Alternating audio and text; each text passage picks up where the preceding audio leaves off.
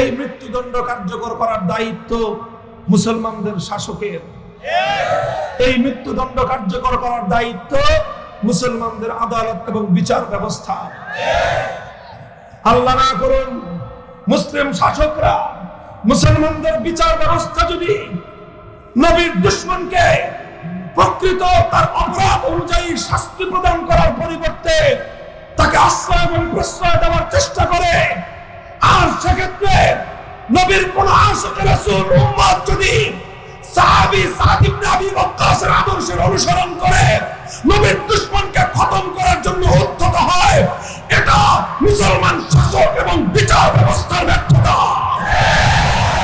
কথা এই জায়গাটা স্পষ্ট। আমি অনেক সেনসিটিভ স্পর্শকাতর কথা বলছি, কিন্তু আমি জানি যে এই বিষয়ে আমি কথা বলছি তার চেয়েও সেনসিটিভ বিষয় হলো আমার ঈমান, তার চেয়েও বেশি স্পর্শকাতর বিষয় হলো ধর্মপ্রাণ মুসলমানদের ঈমান।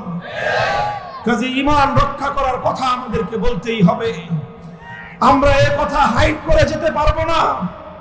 যতদিন এ দেহে প্রাণ আছে, যতদিন এর হৃদয়ে স্পন্দন আছে, যতদিন এর ধমনীতে রক্তের প্রবাহ আছে, ঈমানের সত্য কথাটুকু আমাকে উচ্চারণ করতেই হবে। যখন তুমি কোনো ব্যক্তি সম্পর্কে নিশ্চিতভাবে জানবে ইজ্জতের উপর আঘাত করেছে, সে যেই হোক না কেন, তাকে খুন করার জন্য তোমার মাথায় রক্ত উঠে যাবে, এটা আমি মুহতারাম হাজিরিন, ইসলামের অকট্ট সিদ্ধান্ত, সন্দেহাতীত সিদ্ধান্ত। বিগত 1400 বছর পর্যন্ত ইসলামের যত স্কুল অফ থট, মুসলমানদের মধ্যে যতগুলো আপোষে মত পার্থক্যের সূত্র আছে, যতগুলো মাযহাব আছে, কোনো মত পার্থক্য নাই। ঈমানের এই পয়েন্টে সবাই একমত। কি বিষয়ে?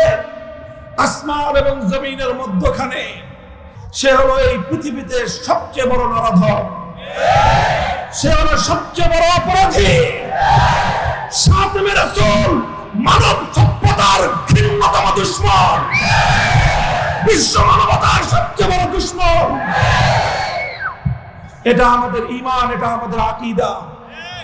যে সবচেয়ে বড় অপরাধী মনে না করবে, তার ঈমানে সমস্যা আছে, তার ঈমানে খতরা আছে। তুমি আবার নতুন করে ঈমান গ্রহণ করো।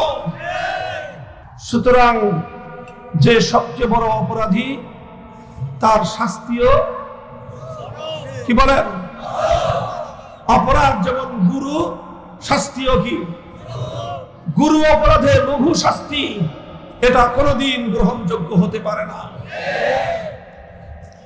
সমস্ত ইসলামিক স্কলার, শুধু আজকের নয়, বিগত 1400 বছর পর্যন্ত ইসলামের অনুসারী, ইসলাম ধর্মের ঝান্ডাবাহী সমস্ত আলেম ওলামা, ইসলামিক স্কলারগণ এই ব্যাপারে একমত। সাতমে রাসূল নবীর দুশমনের শাস্তি হলো মৃত্যুদণ্ড। নবীর দুশমনের শাস্তি হলো মৃত্যুদণ্ড।